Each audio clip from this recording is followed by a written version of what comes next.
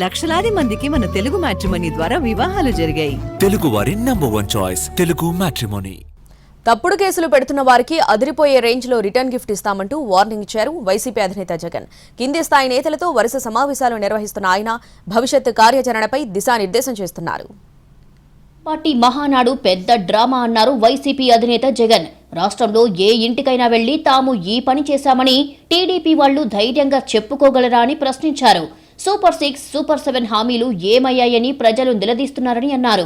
TDP Telugu drama party అంటూ కొత్త నిర్వచనం చెప్పారు జగన్. సత్తా అంటే కడపలో మహానాడు పెట్టడం కాదు, ఇచ్చిన హామీలు నెరవేర్చడం నిజమైన సత్తా అవుతుందన్నారు.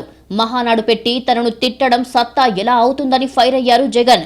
ప్రజా ప్రతినిధులను ప్రలోభపెట్టి, బెదిరించి, భయపెట్టి చంద్రబాబు ప్రజాస్వామ్యాన్ని ఖూనీ చేస్తున్నారని ఆరోపించారు.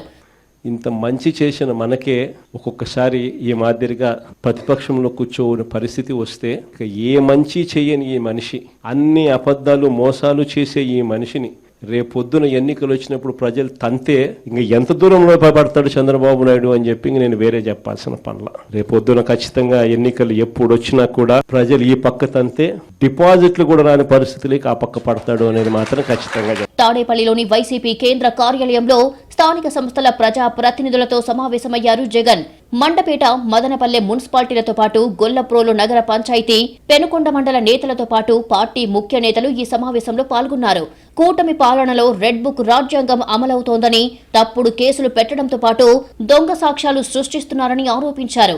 పల్నాడులో టీడీపీలో 2 వర్గాల మధ్య ఆధిపత్య పోరులో హత్యలు జరిగాయని, ఆ కేసులో వైసీపీ నేత పిన్నెల్లి రామకృష్ణారెడ్డిని నిందితుడిగా చేర్చారన్నారు.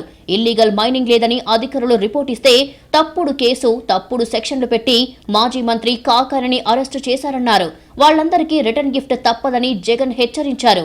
20 ప్రతిపక్షంలో ఉండం, అవతలో అధికారం, అవతలోడు కష్టాలు పెడతాడు, అధికార దుర్వినియోగం చేస్తున్నాడు, పర్వాలా తీసుకున్నా. ఎవడు అన్యాయం చేసినా కానీ మీ అందరికీ చెప్తా ఉన్నా, నేను రెడ్ బుక్ అన్నాను కానీ మీ ఇష్టం వచ్చిన బుక్లో పేరు రాసుకోండి.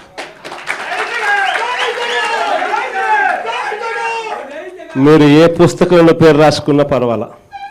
దాని తర్వాత మాత్రం మనం వచ్చిన తర్వాత మాత్రం ఖచ్చితంగా వడ్డీతో సహా, మళ్ళా చెప్తానా, వడ్డీతో సహా రిటర్న్ గిఫ్ట్లు ఇస్తామని మాత్రం ఖచ్చితంగా చెప్తాను. 2029లో అధికారం వైసీపీదేనని జగన్ స్పష్టం చేశారు. జగన్ 2.0లో కార్యకర్తలకు ప్రాధాన్యత ఉంటుందన్నారు. రాష్ట్ర అభివృద్ధి, సంక్షేమంతో పాటు కార్యకర్తలకు ప్రాధాన్యత ఉంటుందని మరోసారి స్పష్టం చేశారు జగన్.